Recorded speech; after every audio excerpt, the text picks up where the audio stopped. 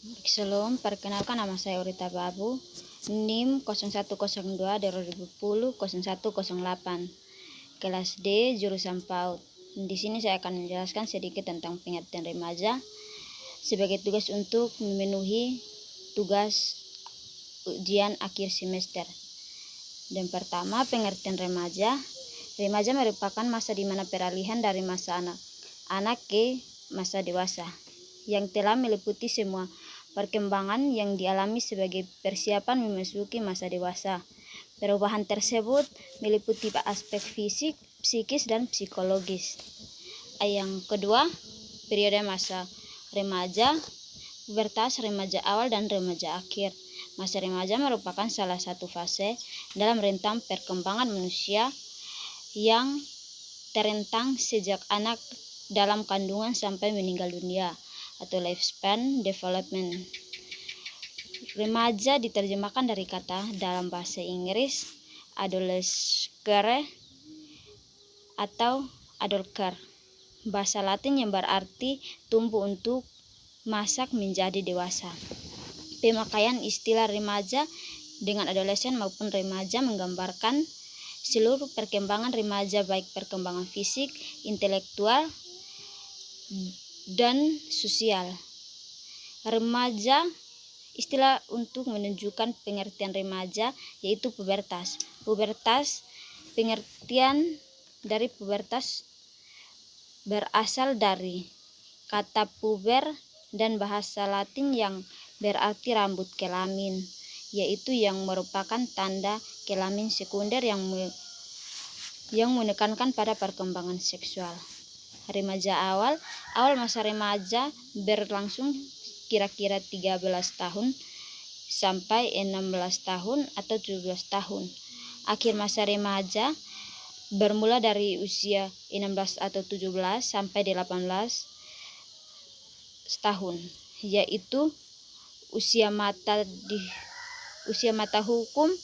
Dengan demikian, akhir masa remaja merupakan periode yang sangat singkat.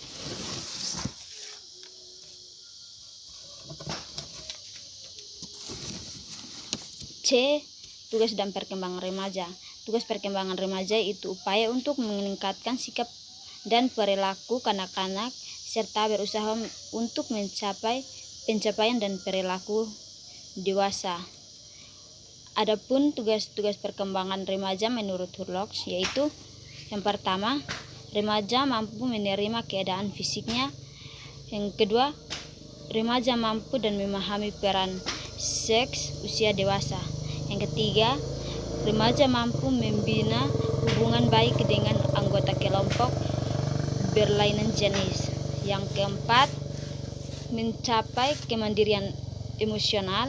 Yang kelima, mencapai kemandirian ekonomi. Yang keenam, konsep dan keterampilan yang sangat diperlukan untuk melakukan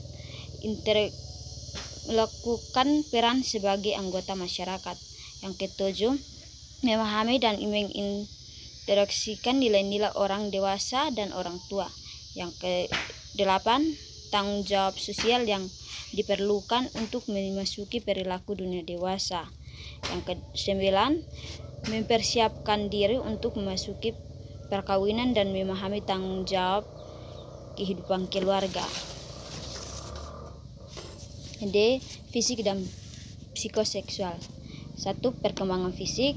Perkembangan fisik individu perlu 4 aspek, yaitu yang pertama, sistem saraf yang sangat mempengaruhi perkembangan kecerdasan emosi. Yang kedua, otot-otot yang mempengaruhi perkembangan kekuatan dan kemampuan motorik. Yang ketiga, kelenjar endokrin yang menyebabkan munculnya pola-pola tingkah laku baru. Yang keempat, struktur fisik atau tubuh yang meliputi tinggi, berat, dan proporsi. Yang kedua, perkembangan psikoseksual dan tahapan-tahapannya. Yang pertama, tahapan perkembangan psikoseksual adalah fase oral, usia 0,0 sampai 1,0. Fase oral adalah tahap di mana bayi mulai mencari kepuasan yang dia inginkan. Tahap kedua, perkembangan psikoseksual adalah fase anal, usia 1,0 sampai 2 atau 3,0. bulan. Fase anal adalah fase di mana balita mulai tahu bagaimana cara menghilangkan kotoran yang tidak menyenangkan dari akumulasi makanan.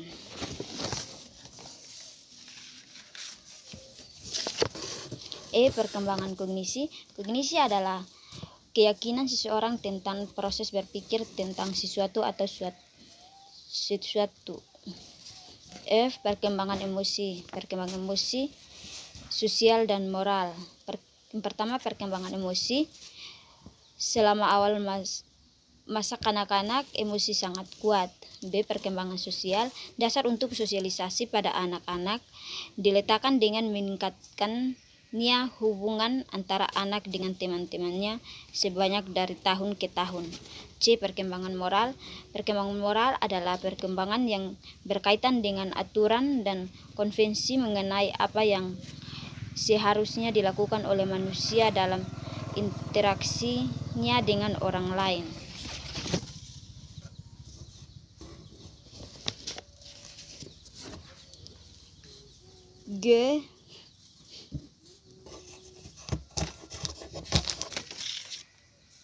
Bahaya-bahaya dan masalah pada masa remaja. Bahaya-bahaya yang muncul pada masa remaja yaitu: yang pertama, bahaya-bahaya fisik yang meliputi kematian, bunuh diri, atau pencobaan bunuh diri, cacat fisik, kecanggungan, dan ketakuan. Yang kedua, bahaya psikososial atau psikologis yaitu bersekitar kegagalan menjalannya peralihan psikologis ke arah kematangan. Implikasi perkembangan masa remaja terhadap pendidikan. Yang pertama, memperkenalkan nilai-nilai moral yang berlaku di masyarakat. Yang kedua, mengembangkan rasa empati peserta didik supaya mereka lebih memperhatikan orang lain. Yang ketiga, membangkitkan perasaan bersalah.